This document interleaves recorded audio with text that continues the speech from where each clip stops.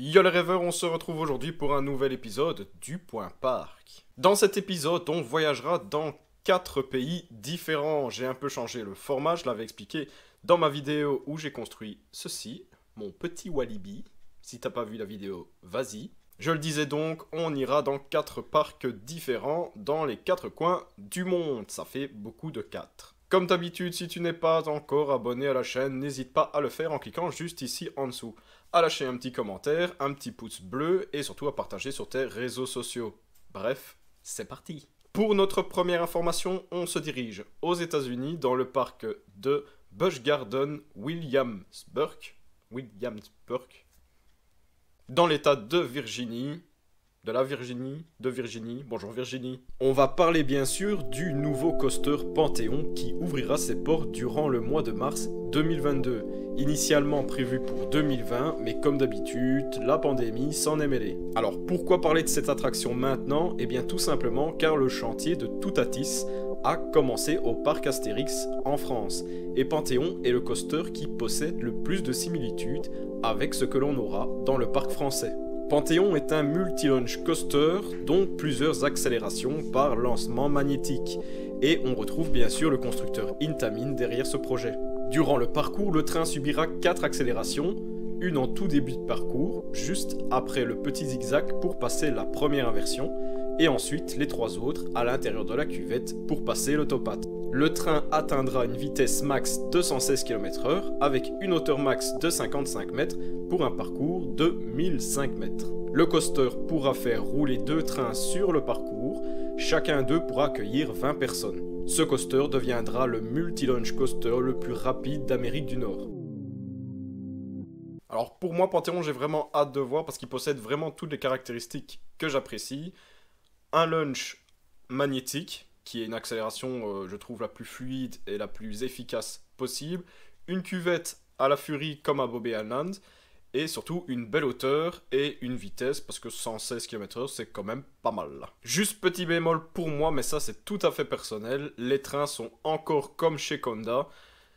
On touche le sol et ça vraiment pour moi ça enlève de l'immersion. Le fait d'être en contact avec la structure, déjà on a fait une grosse amélioration sur les sécurités qui sont de plus en plus minimes pour donner une sensation de liberté encore plus grande. Alors là, le fait de toucher le sol encore une fois, moi perso, j'aime pas trop. Pour notre deuxième information, on se retrouve en France dans le parc Astérix et on va parler un petit peu de Tonnerre de Zeus. On a pu voir les concepts du train de la nouvelle version de Tonnerre de Zeus. Alors en premier, vous avez pu voir l'image du concept art du train et comme vous l'avez remarqué, le concept est fidèle à 100% à l'idée initiale. Bref, ils sont vraiment sympas visuellement. Alors le train est présent sur le stand du constructeur The Gravity Group, société qui s'occupe du retrack de Tonnerre de Zeus et qui fournira les nouveaux trains.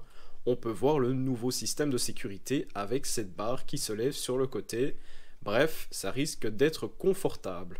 Alors j'ai vraiment hâte de re-rider, parce que tout simplement, moi je l'ai ride une seule fois, quand il était encore dans sa phase de base, il n'y avait pas encore les phases de retract qui avaient été faites dessus. Les sièges, n'en parlons pas, pour moi c'est un des pires wooden que j'ai pu connaître, je pourrais l'accuser de coups volontaires sur personne de minorité. Ouais, je sais, j'exagère. Pour notre troisième information, on se dirige dans un pays... On n'en a pas encore parlé, d'ailleurs je ne savais même pas qu'il y avait des parcs là-bas. Parfois il y a des pays comme ça, je me demande s'il y a des parcs d'attractions chez eux. Et puis tu trouves un petit truc, et t'es content. Et oui, bienvenue en Autriche, dans le parc de Family Park. Le logo c'est un chat, j'adore. Cat Forever. Alors le parc n'a encore rien communiqué, mais depuis mai, le parc est en chantier. On peut voir sur les images qu'il s'agit d'une attraction aquatique de type bûche. On peut voir que l'attraction aura une remontée par ascenseur.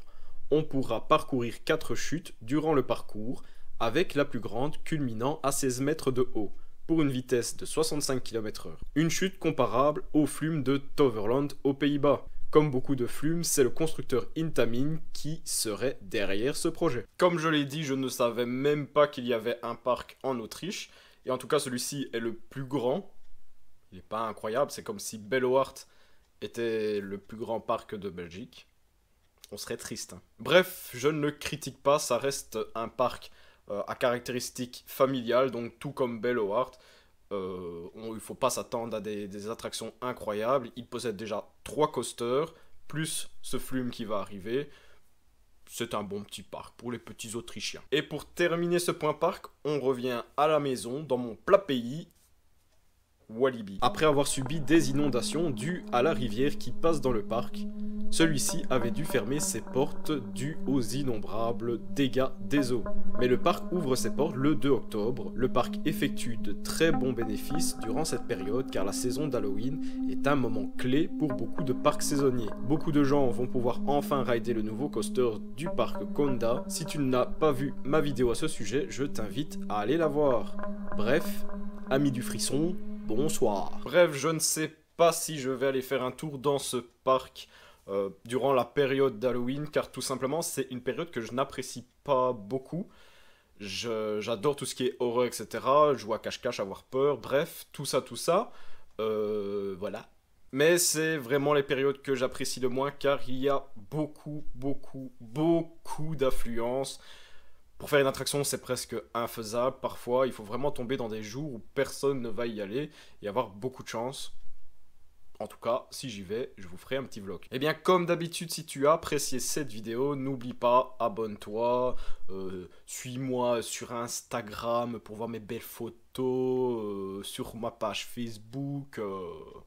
J'ai tout quoi. N'oublie surtout pas de mettre un petit pouce, un petit commentaire avec ton avis, ce que tu as pensé des informations que je t'ai données.